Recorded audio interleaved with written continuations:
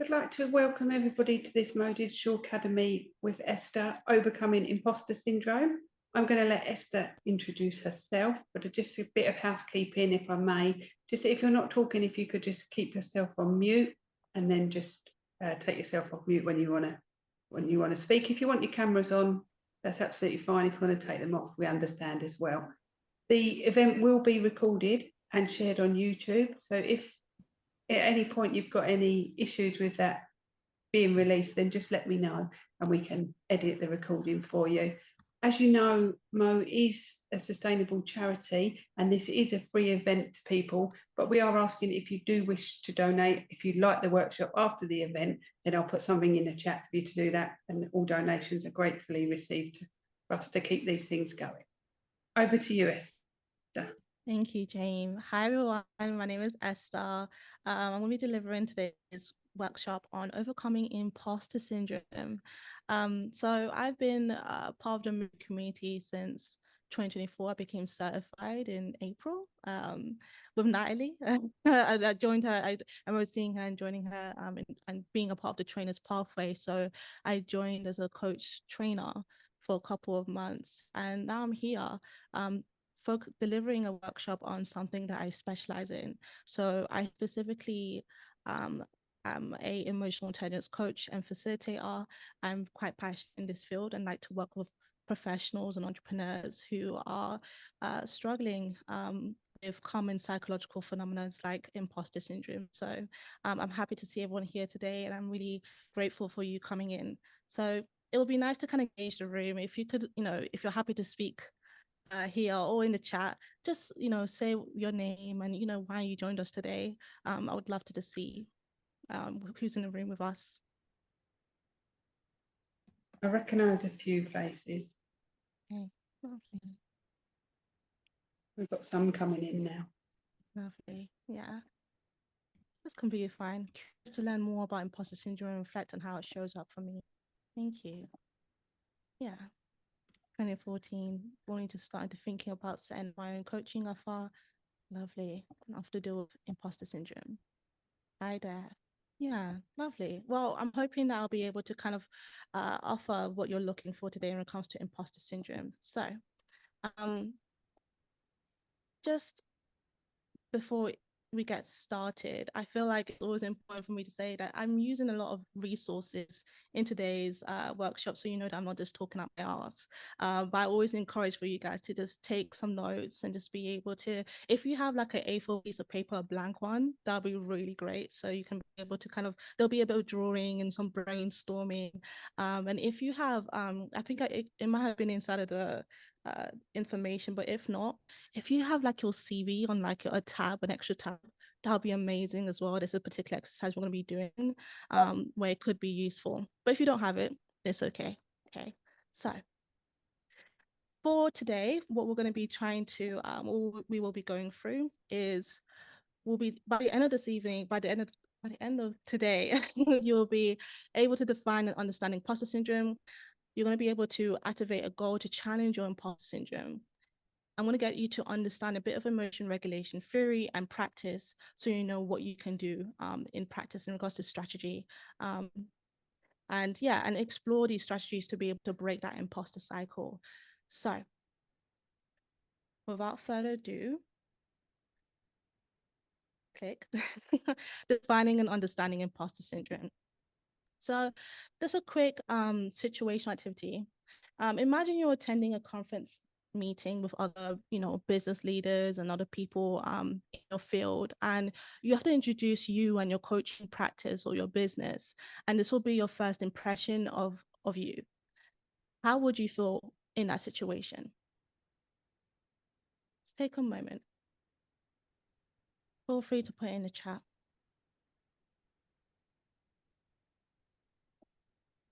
Sorry, Esther, can we just say it briefly, or do we have to put it in a chat? Yeah, either way, it's whatever's comfortable for you. It's just that you might be on video. Oh, okay. So for me personally, I'm always a bit concerned about how much I'm going to say. Yeah. My business is there's a lot there. And if people haven't looked at it before, I worry about saying too much. I've got ADHD and I'm hyper, but sometimes I worry about saying too much, so I don't actually say enough. That happens to me quite a lot, and I'm not great at I need to get better at preparing what I'm going to say, not scripting it, because I'm not that kind of person, but to get a few key things in. Yeah. That's when I worry.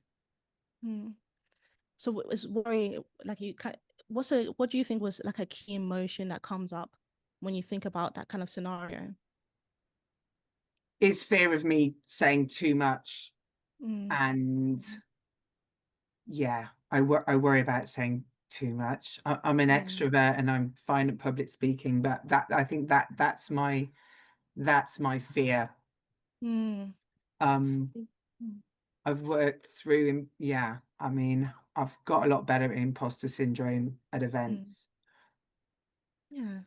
Thank you so much, Lisa, for sharing. Yeah. And right now I'm trying not to say too much as an example, because I'm sure guys later on, so no, I really appreciate you coming on to speak. I love to kind of, it's like a way to break the ice as well. So thank you so much for yeah, speaking. I can't be, I've had a full day on screen. Yeah, I can't be typing all that. No problem. Please keep on coming on. Honestly, I love it. Yeah. So I'm looking in the chat, feeling okay, wondering how I was chosen. Like I am not able to convey what I can offer effectively. Quite similar to I feel like Lisa in regards to like communication and worries around that. Okay. Now, situation 2.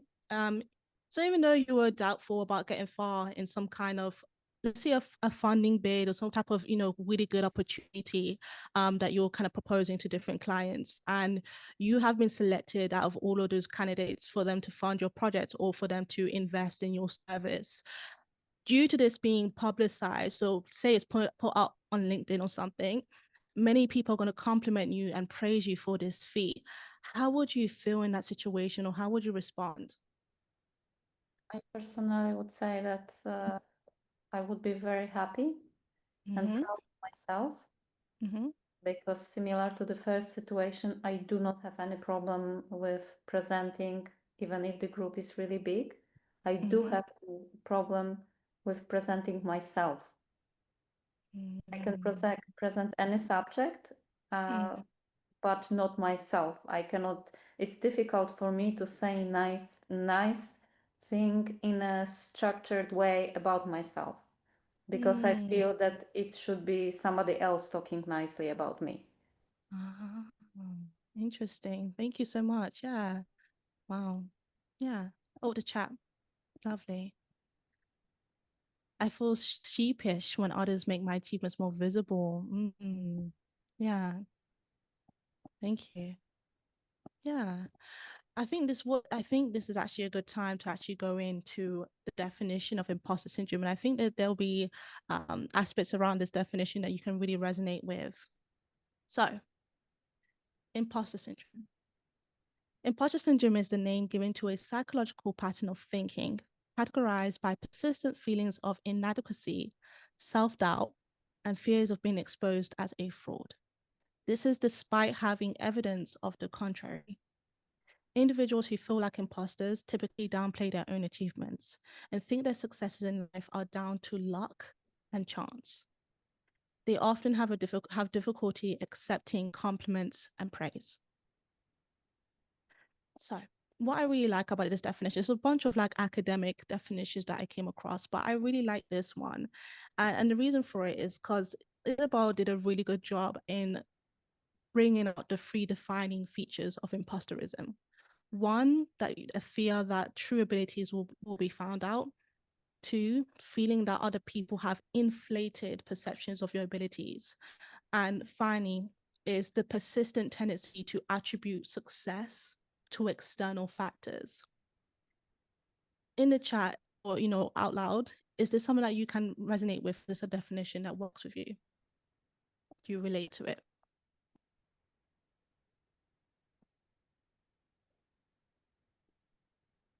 Esther, it's Debs here.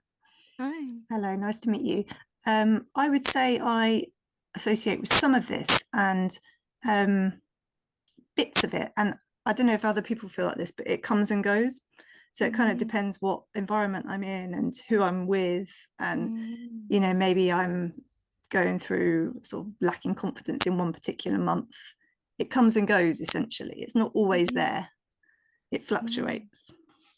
Yeah. What do you think are the triggers, like the situations in which, you know, is quite hot, you know, higher, you know, imposter syndrome?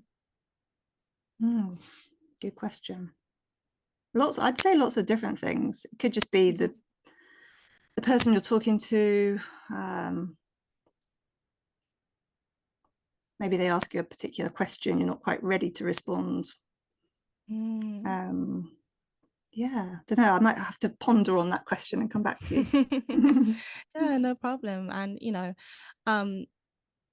I think this is one, as well, the more that we go into this, you'll kind of see how imposter syndrome isn't always going to be a consistent thing in your life. There'll be different ways on a personal level it relates to you, and that's completely fine. It's not there's no perfect way in which imposter syndrome shows up in anyone's life. So yeah, I think thank you so much for coming up, perhaps. Okay, so first percentage, 72% of business owners experienced imposter syndrome and felt imposter syndrome held them back at work. This was a stat by NerdWallet, who did a poll between 2018 to 2022, where they found amongst 500 business owners and decision makers in the UK that they had imposter syndrome, which is quite a big number. It's quite common. And I think what it does, it makes me think about a quote from Dr. Valerie Young, who's been, you know, in this field of imposter syndrome. And she said that you don't, I think it's, how does she word this? I hope I get it right. Is you don't have imposter syndrome. You don't have imposter syndrome because of your PhD, but it's the opposite. In fact, it's because you have a PhD that you have imposter syndrome. So the idea that, like, usually people who have these big credentials and in positions of like prestige or power in some way or form, especially stuff like entrepreneurship and, you know, having your own coaching practice, for instance, is quite a big thing to kind of say that you do, because you're kind of like you're self-employed, naturally.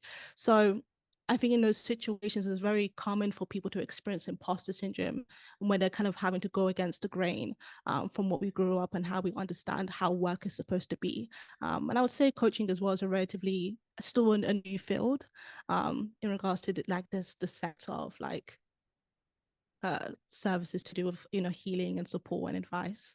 I'll take back that advice because coaching is not about advice. All right, so let's talk about the history of imposter syndrome a little bit. I think it's quite useful to know this because you can see how how initially it came up, but also how it kind of presents itself in people on a day-by-day basis, in the present terms. So imposter syndrome was first coined by Dr. Pauline Clance over here and Dr. Suzanne Imes on the right in 1978. Pauline recognized that students showing feelings of imposterism was common amongst her female students. Pauline compared her observations with Suzanne, and after 150 interviews of highly successful women in quotations who, despite their earned grades, scholastic honors, high achievement, praise, and professional recognition, reported feeling no internal sense of success and considered themselves to be imposters. Clance and Imes christened this complex the imposter phenomenon. Now, time has passed, and there is research has continued to expand, and what we've understood now is that feelings of inadequacy appear equally across gender, profession, ethnic, and racial group, but can disproportionately be more prevalent amongst underrepresented groups. I think this is also a great time to ask, to kind of add the difference between imposter syndrome and discrimination. So feeling like an outsider isn't always going to come down to, imposter syndrome. It can, in some cases, it could be due to actual systematic bias or actual exclusion from a group. So with imposter syndrome, this is a lot more internal. So feeling like an outsider is caused by internal beliefs that you have about yourself. So try not to hoodwink yourself. Not every situation is like, is it all in my head? Sometimes there could be circumstances in which you are actually being excluded intentionally, and it can, I don't want you to invalidate those situations. So, big question. Who is capable of experiencing imposter syndrome? Someone with years of experience, or someone who just acquired a new work or school opportunity? Feel free to say out loud or point the chat. Probably both of them can experience imposter syndrome for different reasons, but still. Yes, thank you. Both. Who else? What else? Both. Ida. Lovely. Thank you. Yeah, it's a trick question. Both of them can experience imposter syndrome. And the reason why is because imposter syndrome is not based on what you've done, but how you see yourself and how you feel other people see you. Okay. So I do want to add, however, the research has showcased that it is a little bit more, likely to be someone who has acquired a new work or school opportunities. But in regards to that question, who's capable of experiencing it, is both people. Okay, lovely. So I think some data insights to kind of, bring this in from Nerd Wallet. They ask, when is it triggered the most for you? And 57% answered at the start of a new role business. 55% said when receiving praise. And in regards to age group, they realized with all of the different age groups that they had, most of them who were experiencing imposter syndrome were the youngest and oldest, so the 18 to 25s and the 65 plus. I think the 65 plus was quite interesting. Why do you think people who are like, 65 plus are experiencing imposter syndrome? What do you think could be some of the reasons in which they could be experiencing imposter syndrome at that age?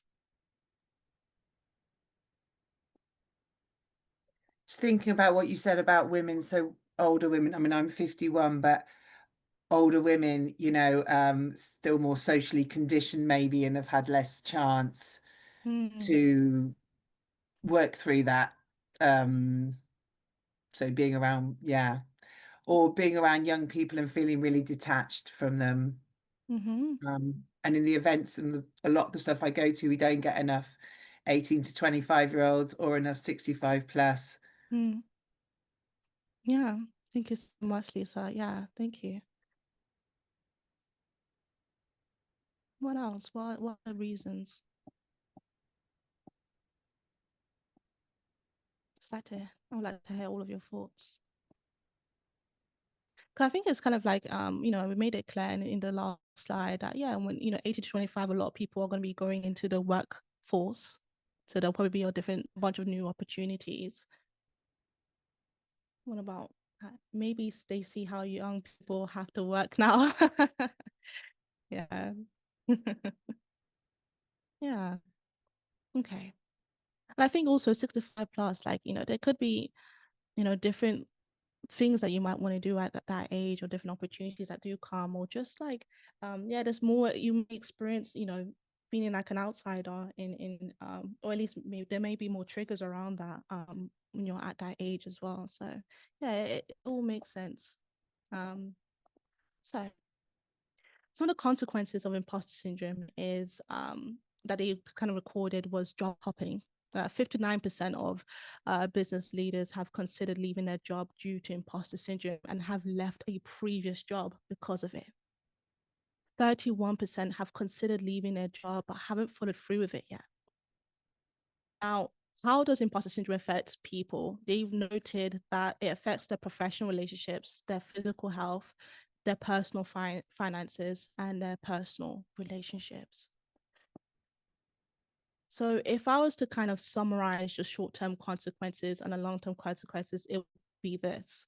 One, missed opportunities, missing out on a lot of opportunities due to that reluctancy to seize new opportunities in case you fall, due to that feeling of like, wanting to avoid being exposed as a fraud. Hesitation when it comes to decision making, not trusting yourself to make decisions for yourself in a way that you think is right. Underrepresentation in leadership roles. burnout and overwork, so you may feel the need to overcompensate, trying to prove your worth. Mental health problems due to that persistent stress, perfectionism and procrastination.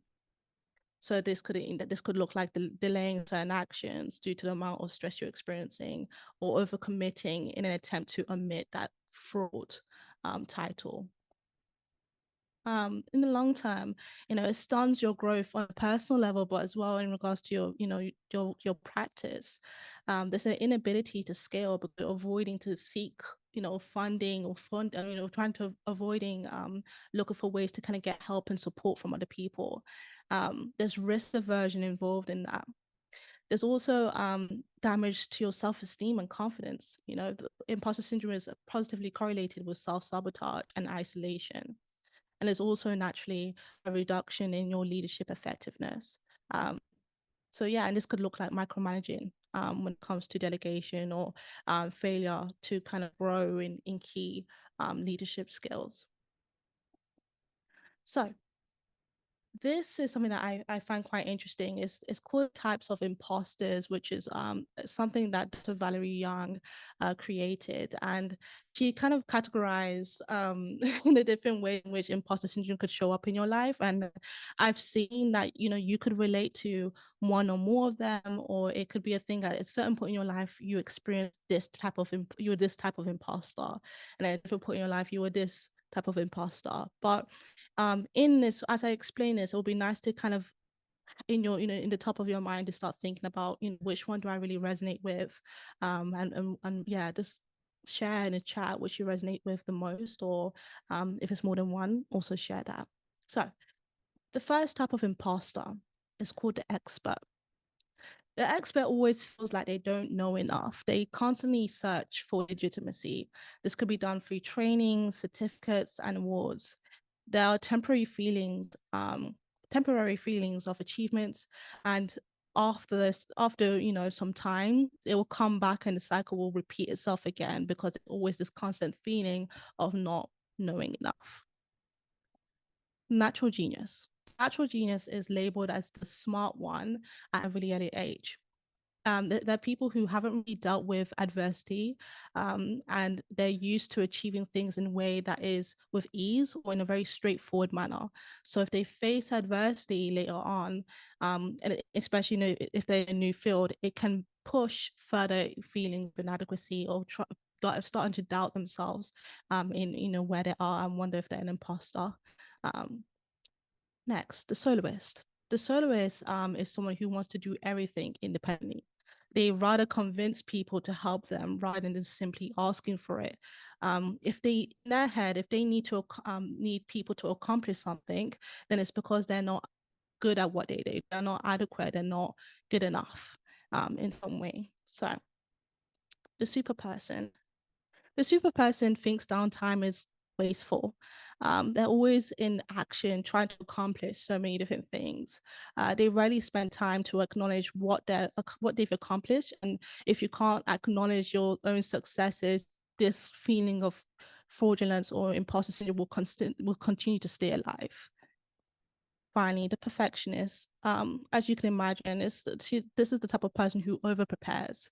They set really high standards for their work and not really considering considering their wellness. They tend to micromanage and struggle to delegate tasks to anybody who could help them.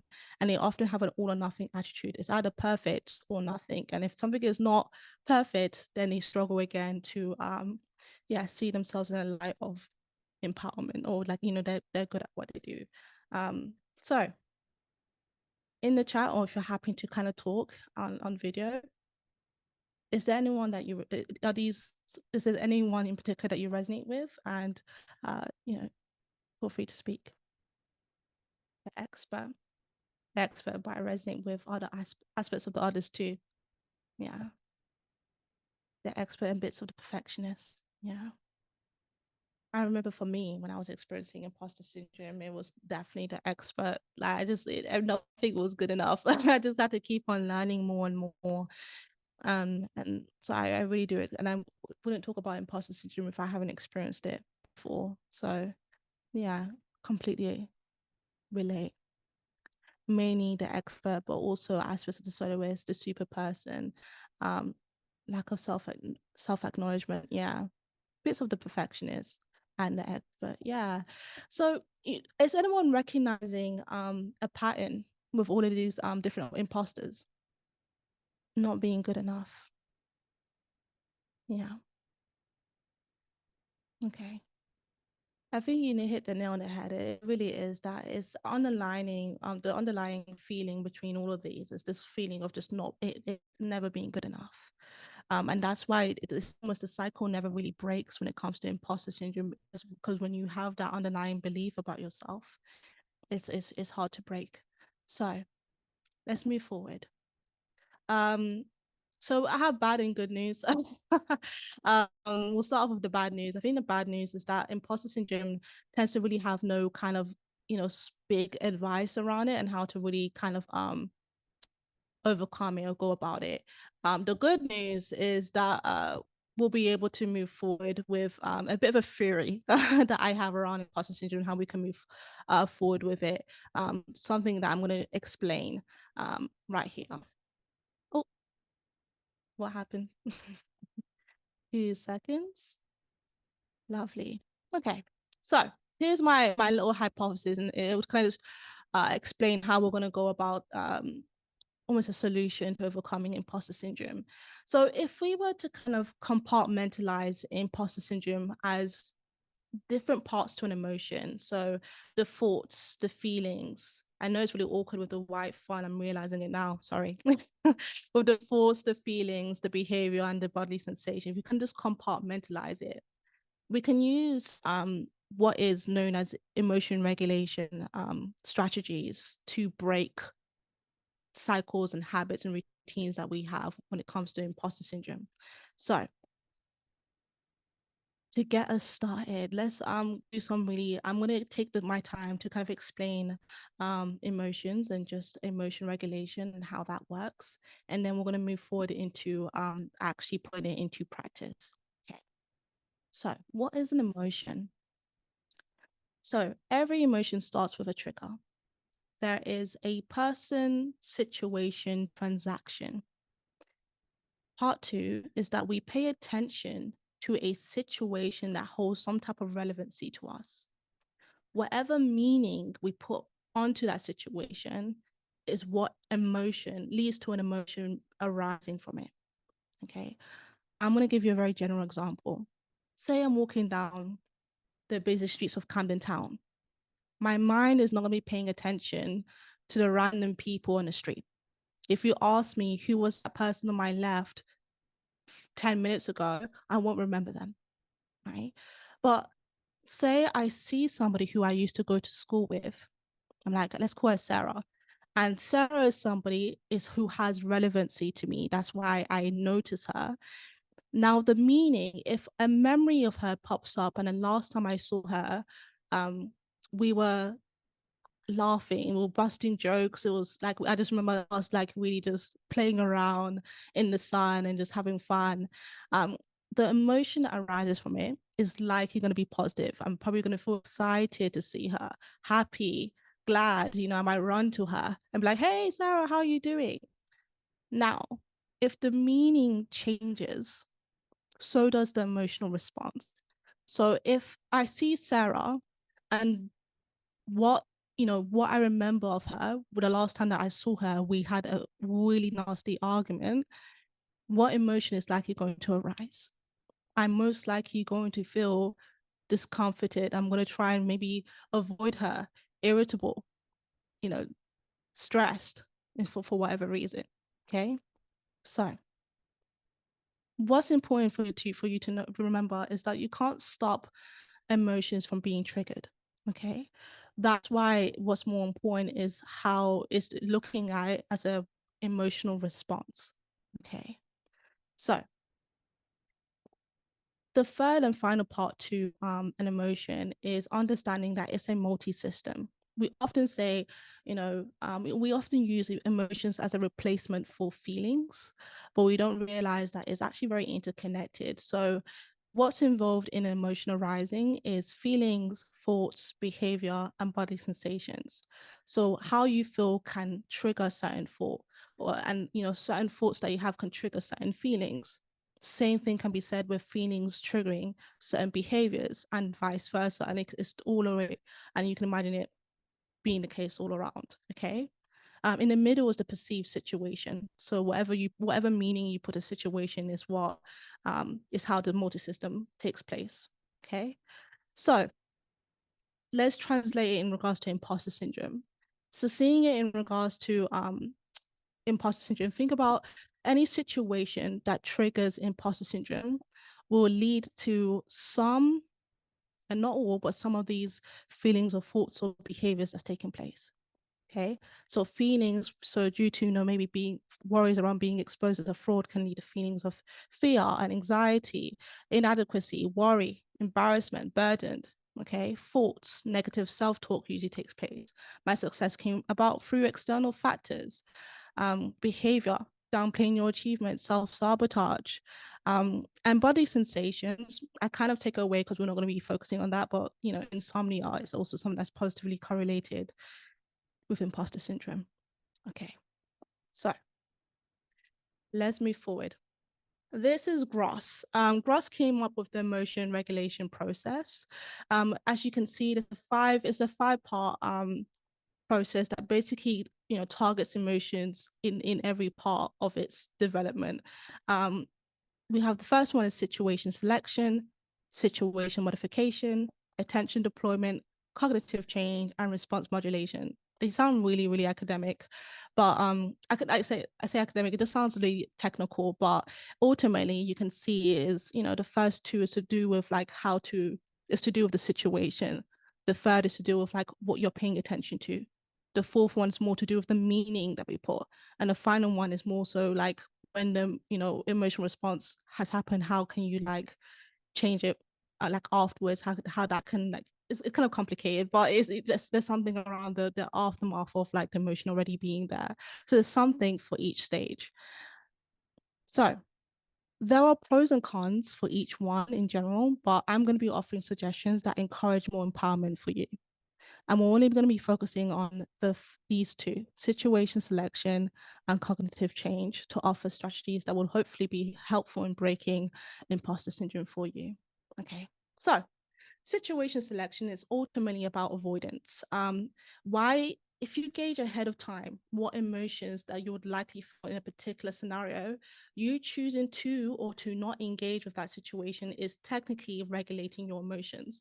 So I had a student in my class in sixth form who, whenever there was a public speaking event, he just chose not to come up because he had to come and show up to those particular public speaking events because he was gauging ahead of time that he would mess up or would feel too anxious, and there was a lot of worry that he had. But eventually him choosing not to come is him technically regulating his emotion. So there's unhelpful situation selection because when it comes to imposter syndrome, if you're avoiding opportunity, it preserves that cycle in the way that you see yourself. Avoidance will keep your beliefs about yourself irrational. The adaptive or the more helpful situation selection chooses environments that provide mentorship, constructive feedback, and psychological safety. And it's still regulating anxiety but in a more growth-oriented way. So, and there's someone that I know who, no matter, how scary or, anxiety-inducing a situation in, she always still kind of leans in to situations that, are scary to her. And the main thing is her mindset. Mindsets reflects core beliefs, and those beliefs drive our behavior. And it's kind of powerful, us changing our mindset can really change our behavior over time. So I'm sure some of you have heard of Carol Dweck's concept of the growth mindset versus fixed mindset. So I think it would be nice to actually kind of ask, in the room, who's actually, is anyone open to kind of sharing what they think a growth mindset is? and what they think a fixed mindset is. Okay, seeing mistakes as a chance to grow. Lisa's put in the chat, seeing mistakes as a chance to grow. Yes, thank you. Yeah, lovely. What about a fixed mindset? The belief that we are always right. Yeah, that's an example of it. Possibly in fixed mindset, the belief that we're always right. There's something fixed about that. Okay, so let's go straight into the definitions. Thank you for everyone who shared their thoughts. So a fixed mindset by definition is a fixed mindset is one that assumes abilities and understanding are relatively fixed. Those with a fixed mindset may not believe that intelligence can be enhanced. So some people with a fixed mindset might find themselves avoiding challenges. They may give up easily. They ignore useful feedback. They feel threatened by the success of other people.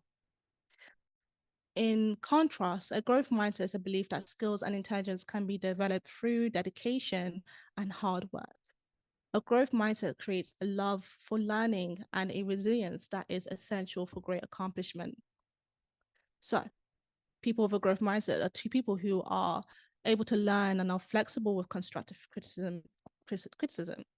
They often seek out inspiration from other people's successes. They are resilient in the face of difficulties and they embrace challenges. So I think the key difference is a fixed mindset is focused on proving yourself regarding how strong your abilities are, and it's about avoiding failure. And when it comes to a growth mindset, it's focused on learning, progress, and the process.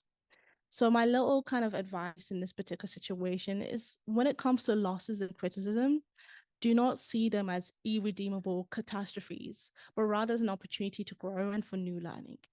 When it comes to receiving wins and praises, your success is a reflection of your skill, your hard work, and motivation, and not you faking it or having some kind of luck.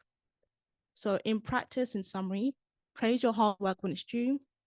Don't punish yourself for mistakes or failures. Embrace them as learning opportunities and get comfortable questioning your strategy and your effort after a mistake has been made. Be really open to just using experiences as they are. Okay. So I have a little quiz. It's kind of, if it's not working or just if you're about it, just let me know to say it out loud because it's been a while since I've last done it. So if everyone could just bring out their phone or but if you can't use your phone in this particular moment, then you can feel free to kind of write the answers in the chat. So scan the QR code and we're just going to do a quick little pop quiz. All right, let's get started. So growth is kind of spot the difference in a way. Actually, no. Yeah. Failure is the limit of my abilities. Is that fixed or growth? I'll give a 5-second countdown. 5, 4, 3, 2, 1. Please, I'll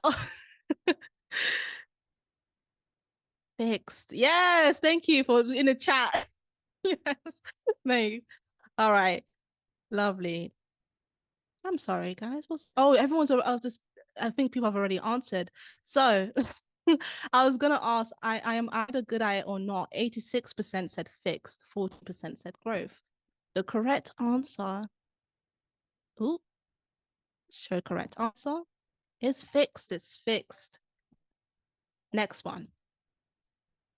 My mistakes help me grow. I think it's kind of obvious. The correct answer.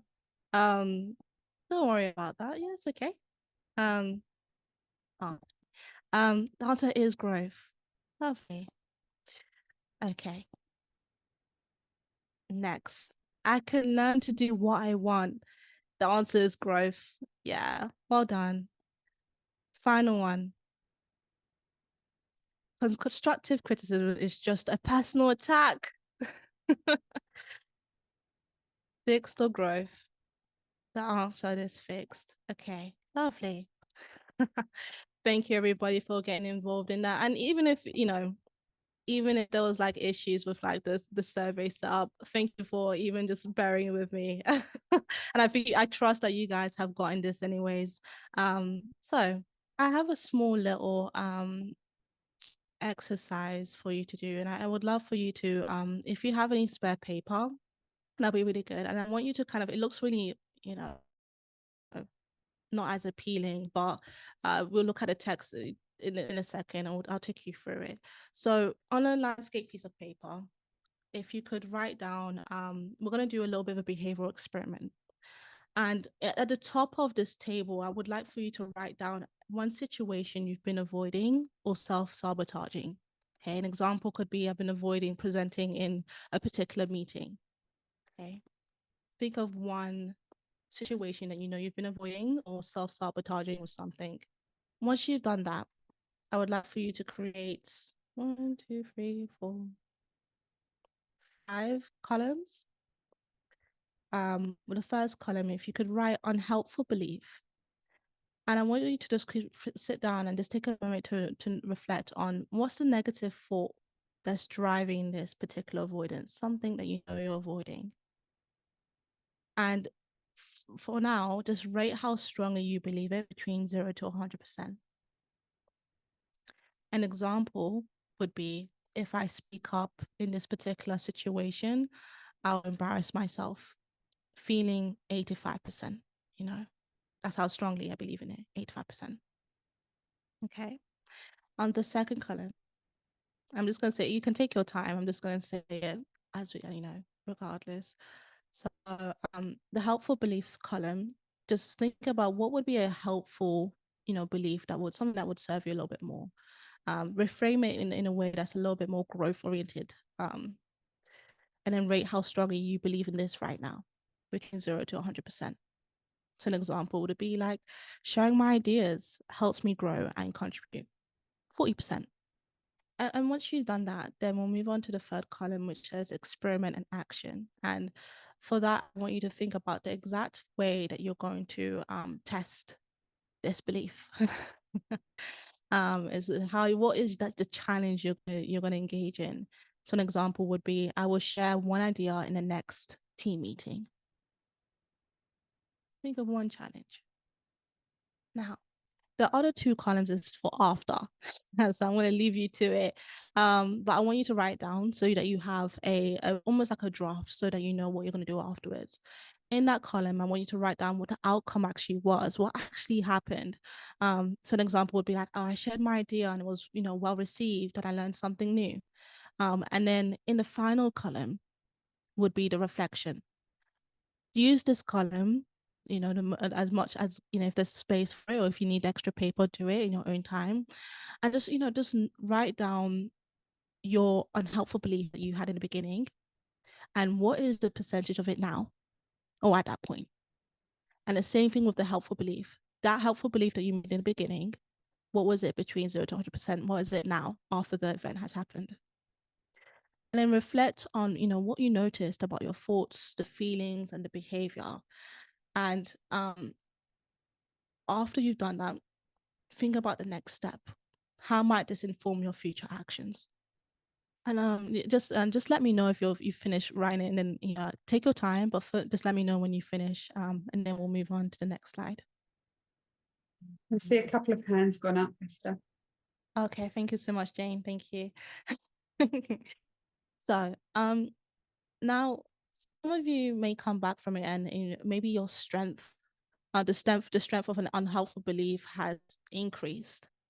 So I would like to kind of throw it into the room. In a situation when an unhelpful belief has, you know, actually come out to be a lot more stronger than a helpful belief, what's next? What would you do then?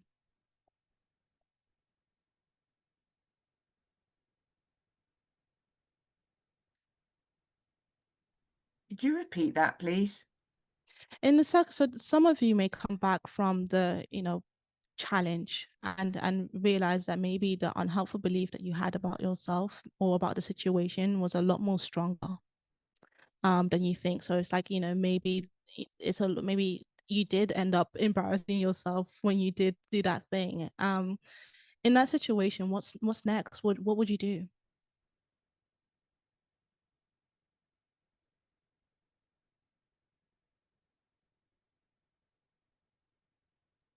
incorporate growth mindset. Oh. Be very nice to myself. Yeah. What would that look like? What would that look like in practice?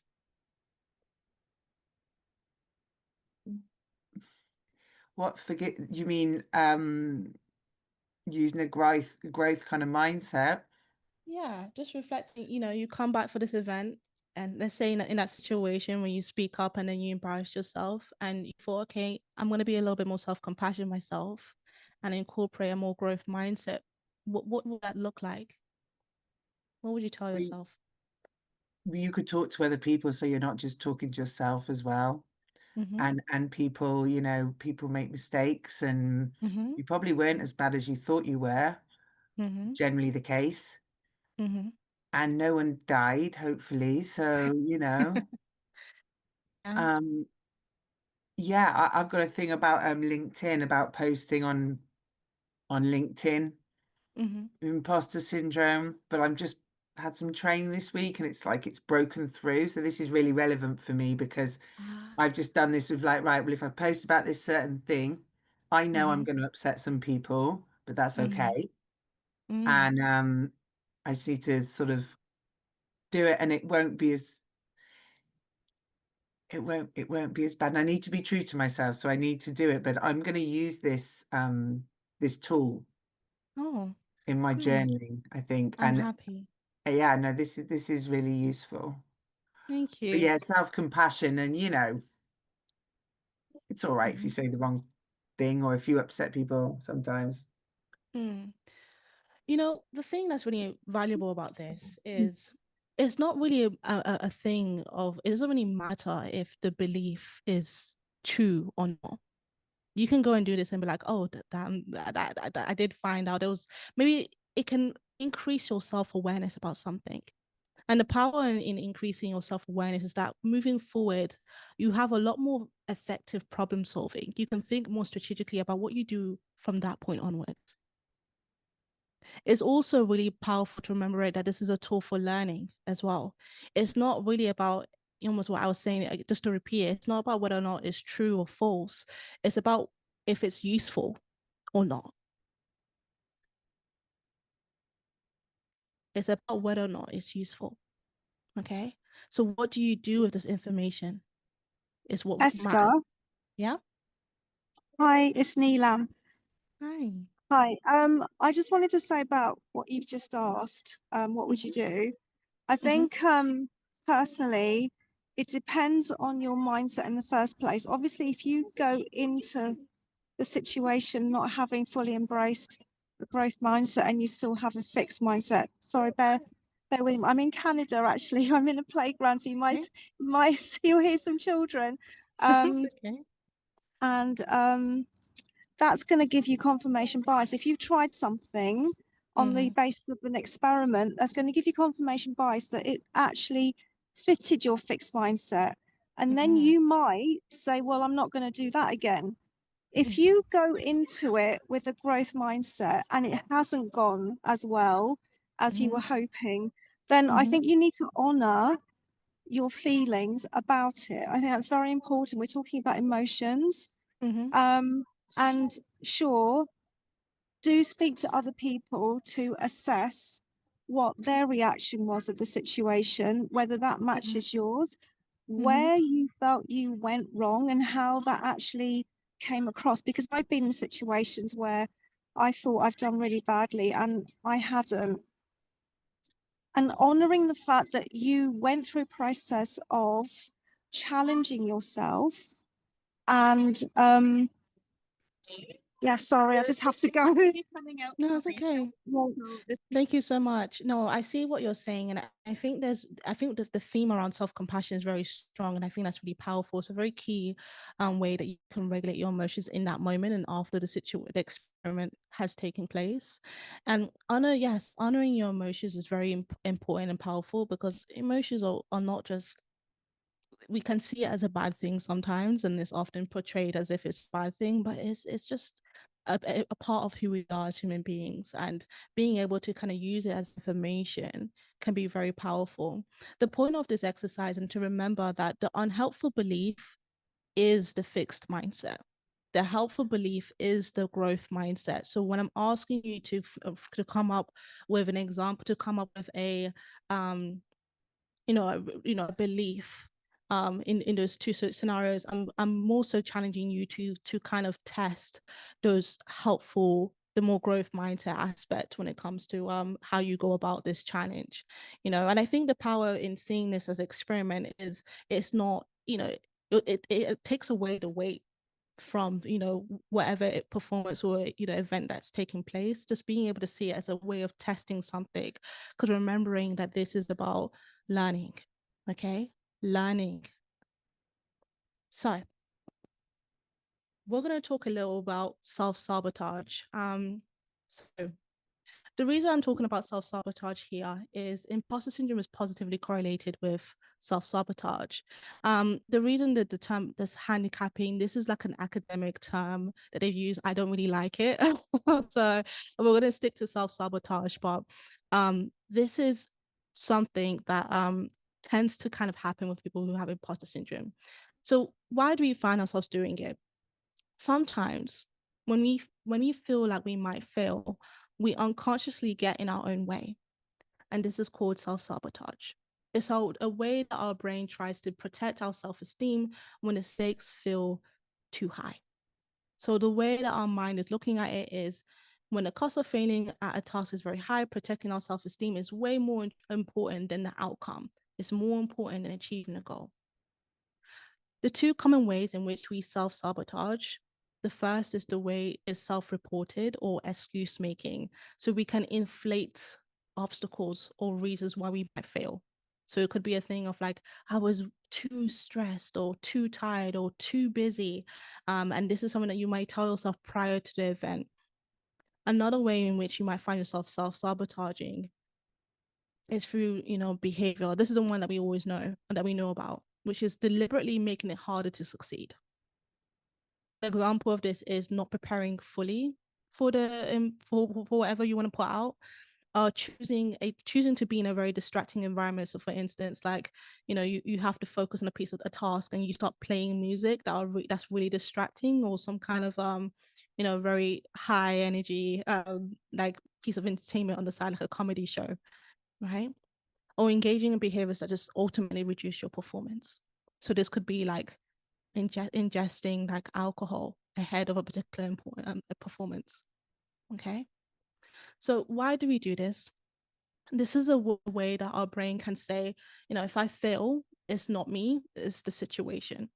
We can attribute whatever struggle that whatever failure or mistake has happened to something outside of ourselves, and therefore we're protecting our self-esteem, okay, or our self-concept, the way that we see ourselves. And even in a situation where you do succeed, we still, when you're experiencing imposter syndrome, you may find yourself still trying to externalize the factors of your success. Okay, so it just reinforces the feeling of being an imposter. So on the right, you can see a strategy for overcoming self-sabotage. It's called the if, then, I can formula. So to break it down, in a sentence, it says, and when or if X situation happens, then I will show Y response, Z, I can solve this task. So if you simply tell yourself, oh, I can do this, this really offers a form of emotion regulation in the moment. It is an immediate kind of lightness that you feel when you just simply say, I can do this. Okay, in comparison to saying I can't do this. But yeah, it offers that. But when it comes to self-sabotage, it needs to, this kind of commitment to a goal, when you say I can solve this, needs to be reinforced by some kind of plan. Okay, so this is where something called the pre-planning is the pre-planning of that particular event comes in. A few seconds.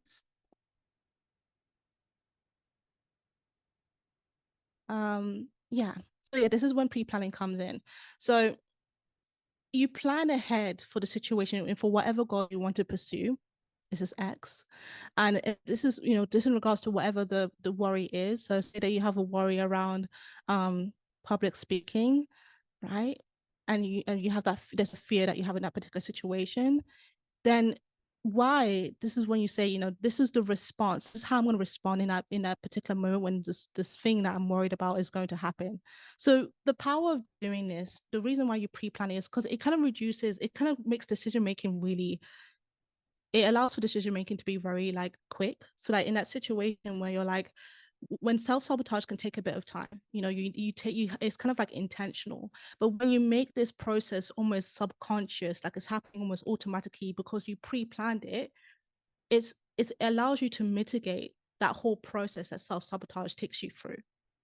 Okay, so I can say it all, I can keep on talking about this, but I think it would be more helpful for you to actually try it yourself.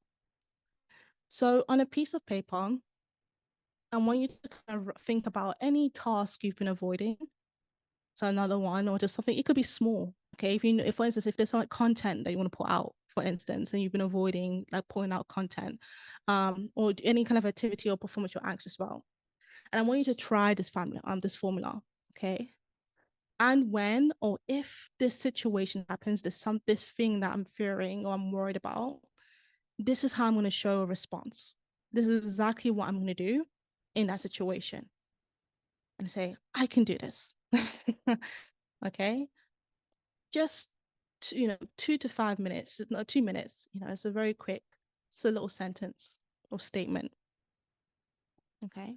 Yeah. And honestly, do this in your own time as well if you need a bit more time. Okay. Thank you. All right, let's move forward, everybody. So we're moving to the final strategy, which is to do with cognitive change.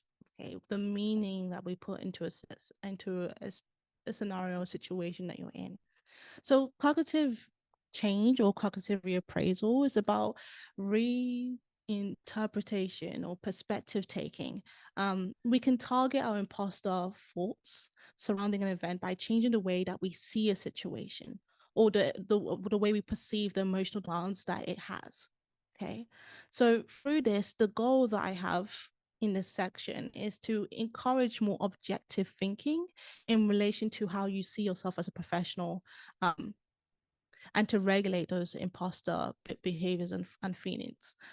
So someone actually touched on this kind of ahead of time, in regards to biases and the negative and the biases that we could have in when it comes to when we're engaging in certain important or worrying performances that we have.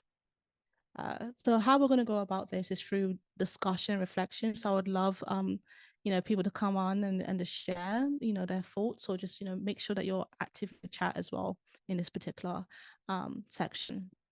So I want you to think about the first time you were remind yourself the first time you were thinking about becoming a coach. And a leading question is, what adjectives or images did you have of entrepreneurship or starting your own coaching practice or just simply becoming a coach? What images did you have of that? Let's give it a try. Yeah. Mm-hmm. Yeah. I think I've got imposter syndrome around making money, and I've been running the IC for 10 years and not making much money. Unaware for the majority of it that I had ADHD, but and I've got a lot of rejection sensitivity going on when it comes to sales. And because I relate to that feeling about being an entrepreneur, not making money, launching my career as a coach, instead of consistently helping people for free,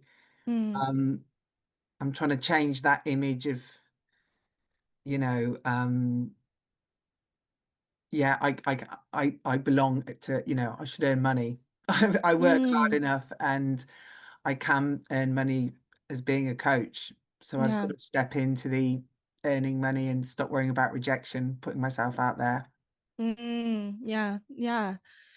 Lisa, when you're at the beginning of, starting your entrepreneurship journey, like what did you kind of envision initially? What was the first feelings that you had? How did you see it? When I started my business, or with just the thought of it, like just at the beginning, we're like, I'm going to start my business. What did you imagine was going to happen?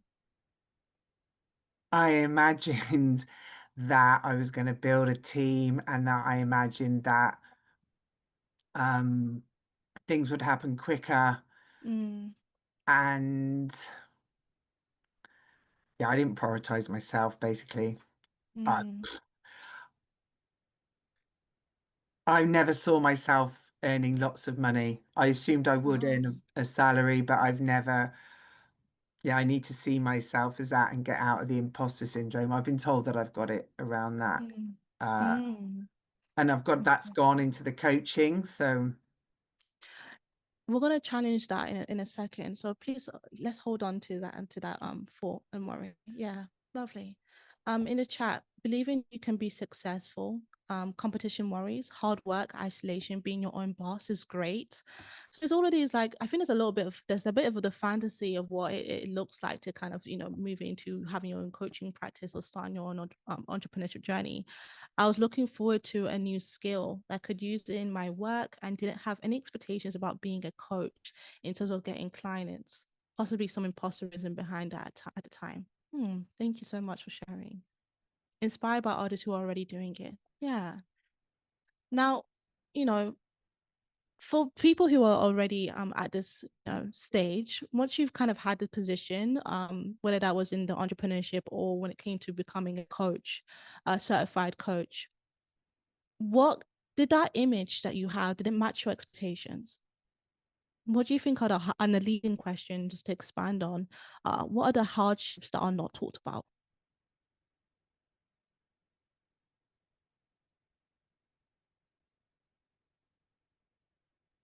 What do people not say out loud?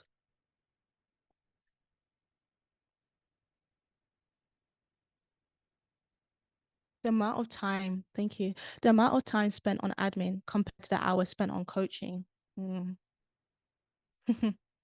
Building a business is way harder than I expected. So much time, effort, and skill required for marketing and sales. No, not really, as it was difficult to get clients. Yeah. Okay. It's like you already had the view that it wasn't going to be easy. Thanks, Seb. It was no longer an unhelpful belief. Okay. Thank you. How difficult it is to find clients and how sometimes there are too many, while at other times it's too few.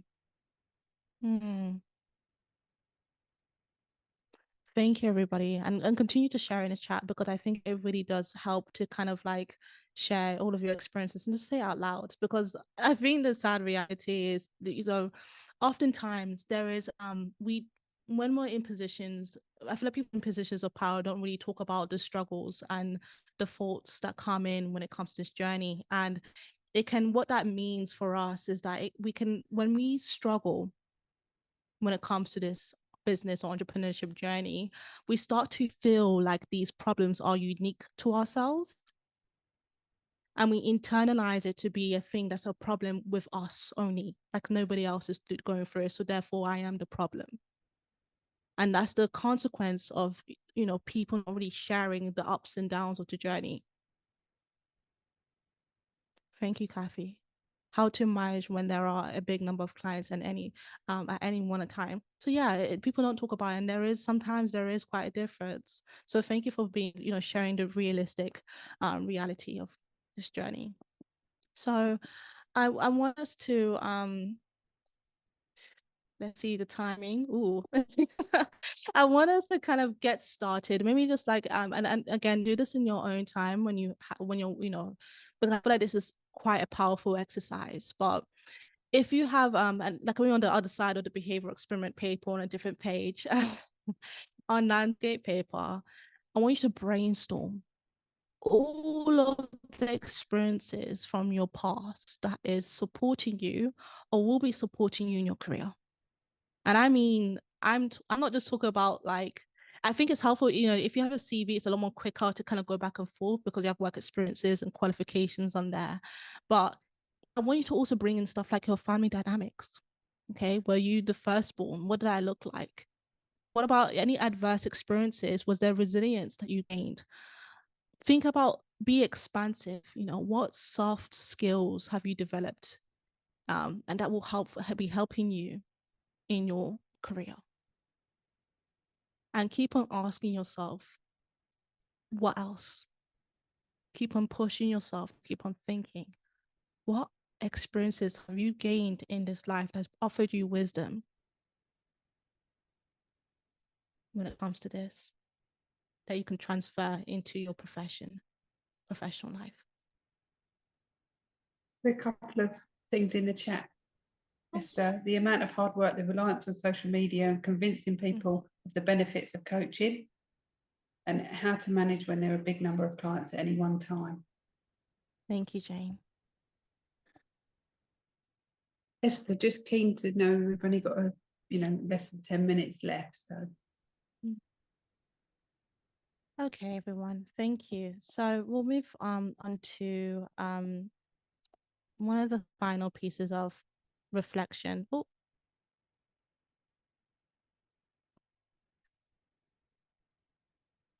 So I want to talk us a little bit about negative bias. So unfortunately, regardless of the experiences we have built, we can still feel like imposters. So I want to tell you a little bit about negative bias and the way that we can process information.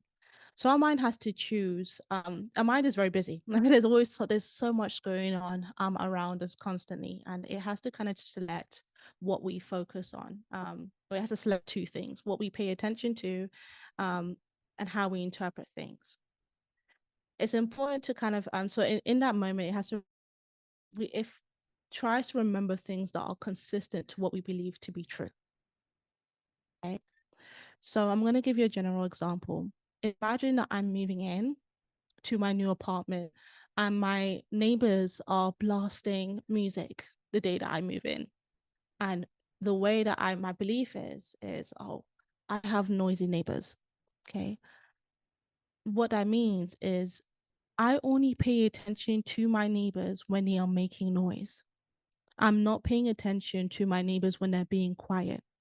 So if they do make noise, I will consistently think, okay, this confirms my belief to be true that I do have noisy neighbors. Okay. It's the same thing you can say about imposter syndrome. So say you have a belief that people can, see that I've gotten here out of chance. Okay. And say you pay attention to people asking you why you wanted to start your, coaching practice or deliver your service. And you can interpret that question being asked as people thinking that you're not capable and not challenging your authority. That's how negative bias takes place. So the final exercise, and I would love for you to take a picture, is I want you to think about a belief that you have, something that's really affecting you. So it could be like, I am an imposter, or anything equivalent. So Lisa, the example that you gave around money, think about that specific kind of worry or fear, put it in there. And I want you to create a table of evidence for and evidence against. And I want you, in almost as a form of homework, to take your time in just writing bullet points of evidence for and evidence against this belief. You'll be surprised with what comes up and the reality once you kind of see it very objectively. Okay.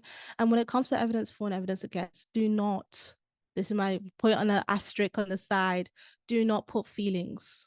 Okay. Do not use your feelings or your thoughts that are just like based off of your emotion to kind of tell you if this is, true or not.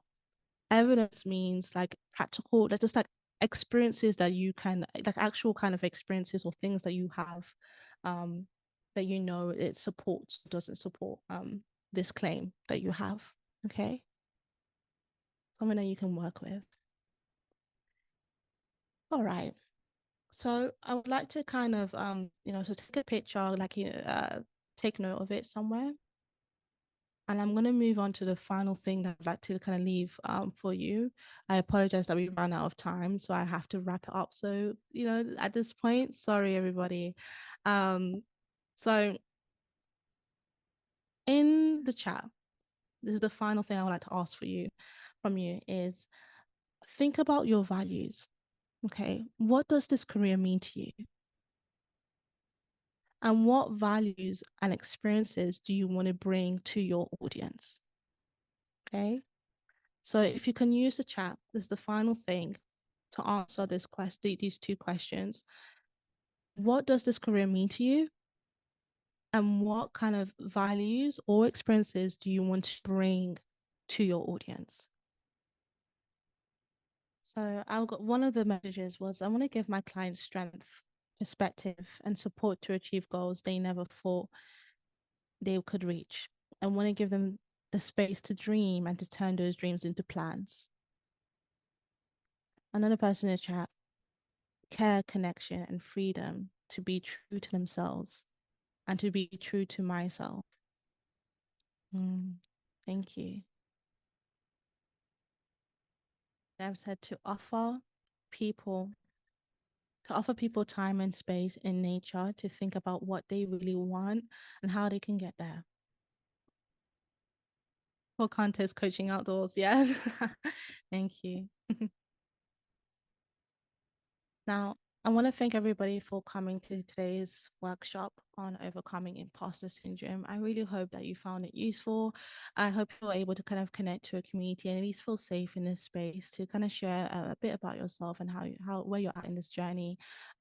If you would like to stay connected with me, you can scan the QR code. And you can follow me on LinkedIn. I'll kind of give you a bit of like updates about what's going on, what I'm up to. And I have the workshops around different topics and courses that I'm going to be putting out online. My website is currently down temporarily. I'm fixing it. But yeah, there's follow me there on all of the social links that I have there. And yeah, thank you all. Yes. I'll leave it to Jane now. You, Esther, that was absolutely brilliant and really insightful. So I hope that everybody learned from you and everybody listening to the recording will also learn from you. So yeah, thank you very much. Thank you for gifting your time to Mo, and thanks for everybody in the community for getting together. It was lovely to see you all. Thank you.